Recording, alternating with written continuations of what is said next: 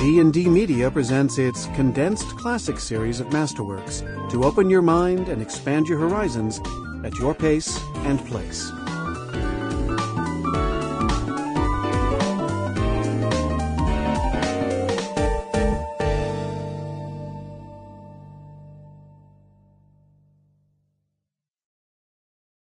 Leadership, The Essential Guide, featuring The Prince by Niccolò Machiavelli, Power by Ralph Waldo Emerson, The Art of War by Sun Tzu, abridged and introduced by Miitch Horowitz. Introduction, The Meaning of Leadership by Miitch Horowitz. What is good leadership? My personal view is that a good leader should never ask those who report to him to do anything that he wouldn't be willing to do himself. Also, a good leader should be able to take over a task himself, no matter how apparently menial, and should know how to do it. A leader who cannot ship a package or clean a toilet, or is unwilling to, is not a leader.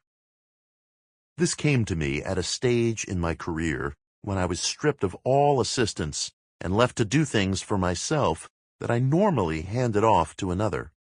It meant ordering paper clips, taking random phone calls, and performing clerical tasks.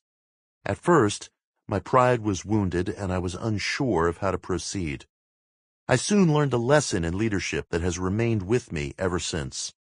A true leader never places him or herself above any task. I was reminded of the words of Napoleon as recorded by Ralph Waldo Emerson in his 1870 essay, Success. "There is nothing in war," said Napoleon, "which I cannot do by my own hands. If there is nobody to make gunpowder, I can manufacture it. The gun carriages I know how to construct. If it is necessary to make cannons at the forge, I can make them. The details of working them in battle, if it is necessary to teach, I shall teach them. In administration, it is I alone who have arranged the finances, as you know." This is the spirit that I hope you discover in the condensed works in this collection.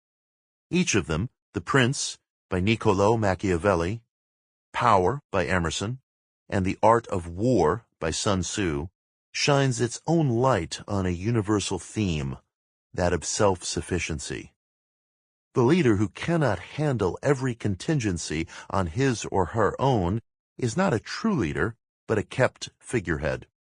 Fear and favoritism can be used to retain power in the pettiest sense, but the grasp is illusory.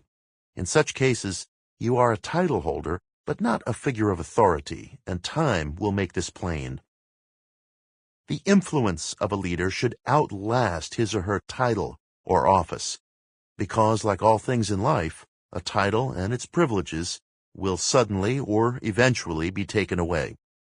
Your works themselves and your impact on people around you will alone remain, and in that legacy appears the true measure of your leadership. Like all of the authors in this volume, seek posterity in whatever you do.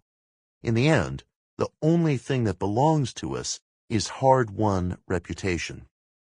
And as Renaissance-era writer Machiavelli notes, "They who come to the princedom by virtuous paths acquire with difficulty, but keep with ease." The Prince by Niccolò Machiavelli. Preface. A different side of the Prince. It does not come naturally to me to introduce and abridge Niccolò Machiavelli's 1532 classic, The Prince. The Renaissance-era guide to gaining and holding power has been known for centuries as a blueprint to ruthlessness, deception, and even brutality. I have inveighed against current books like the 48 Laws of Power that endorse amoral. Sample complete. Ready to continue?